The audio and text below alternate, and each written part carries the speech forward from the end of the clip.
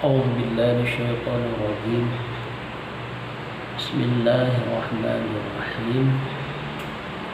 رب اشرح لي صدري ويسر لي أمري واحلل عقدة من لساني يفقهوا قولي. بسم الله الرحمن الرحيم. Maka yang jaiz padanya itu berbuat segala alam atau meninggalkan daripada, maka hasilnya itu dengan 20 sifat, yaitu ijaz artinya yang mengadakan,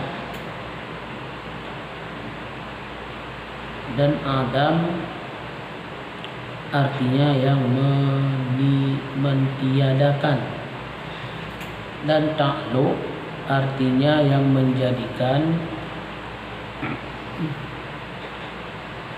dan tarzik artinya yang memberi rezeki, dan ihya artinya yang menghidupkan, dan amanah artinya yang mematikan, amatahu, dan a'daun artinya yang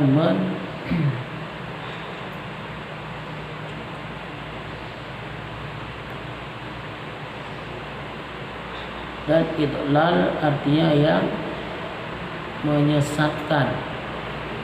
Maka jikalau diperbuat yang demikian itu tiada dijadi, ia akan menambah ketinggiannya pada hak Allah, ketinggiannya, dan jikalau ditinggalkan daripada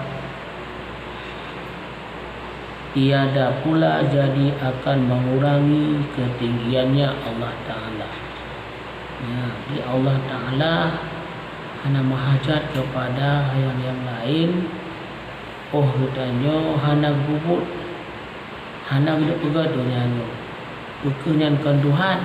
Ya, oh gupegat Allah Ta'ala, Allah Ta'ala gupegat alamnya Allah Ta'ala. Bukan Allah Ta'ala lebih tinggi martabat lah mana, tetap lagi draw lagi. Kemudian inilah makna jaiz pada hak Allah Ta'ala, Tuhan kita Azza wa Jalla, berbuat segala alam. Maka yang dinamai alam itu 4 perkara.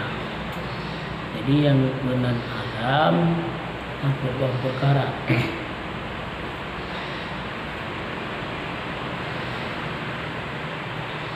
Pertama, mungkin maujud namanya, artinya yang ada sekarang ini.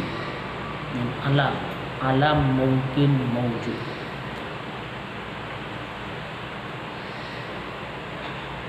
Yang kedua, mungkin suyujan namanya, artinya yang lagi akan diadakan.